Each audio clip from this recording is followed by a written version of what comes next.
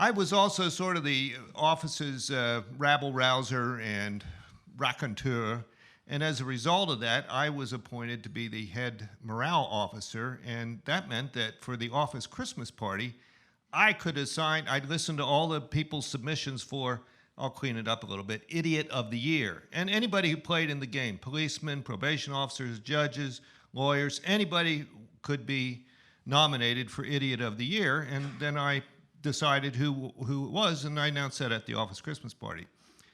So in this particular year, it was already over. We'd had the party. This is January the 2nd. It's 12:35 in the afternoon of the new year, whatever it was, probably 1988 or so. And I'd been at work for 4 hours and 35 minutes, and I had finished my lunch already. And the secretary says, "Hey, Mac, there's an interview. Go do it." And so I get the affidavit of probable cause, and I read this for a while. And I tell the client, "You stay right here, don't move a muscle." And I go into the lunchroom where my colleagues are finishing up lunch, and I said, "Kids, it's January the 2nd. Nominations are now closed, and by my acclaim, but everybody else's when you hear the story, you will agree that this guy deserves Idiot of the Year for this year," which is only 4 hours and 35 minutes old. And they all raised a great ruckus about that. And I said, "Nope, kids, listen." And here's the facts. Now, this ties in with the VCR, which then, in the late 80s, wasn't a very new, it was a very new thing. My client had gone into Jamesway. Remember them up on 83, Valley Green Mall? They're now out of business because of people like my client. Pardon me. He had gone there a couple of weeks before Christmas to do a little bit of Christmas retail thefting. And he had committed the perfect crime.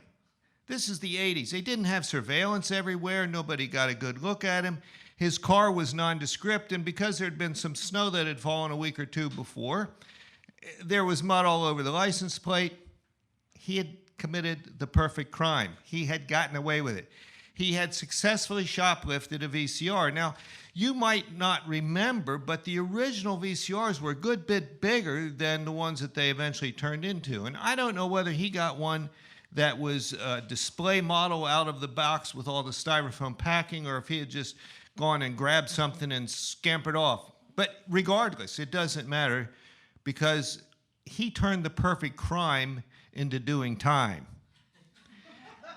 You're saying, how did he do that? He got away with it. Well, yes, he did. He got away with it. He was driving down 83 to come down here behind the post office and fence it. And he got to the Amicksville exit, and he looks over at it. Damn it! And he gets back up, turns around, goes north on 83, goes into the Jamesway to return it because he stole the wrong kind of VCR. He wanted a Sylvania, and he had taken an RCA. You can't make this stuff up. If you started me, I would tell more, but I'll just cut it from that right now.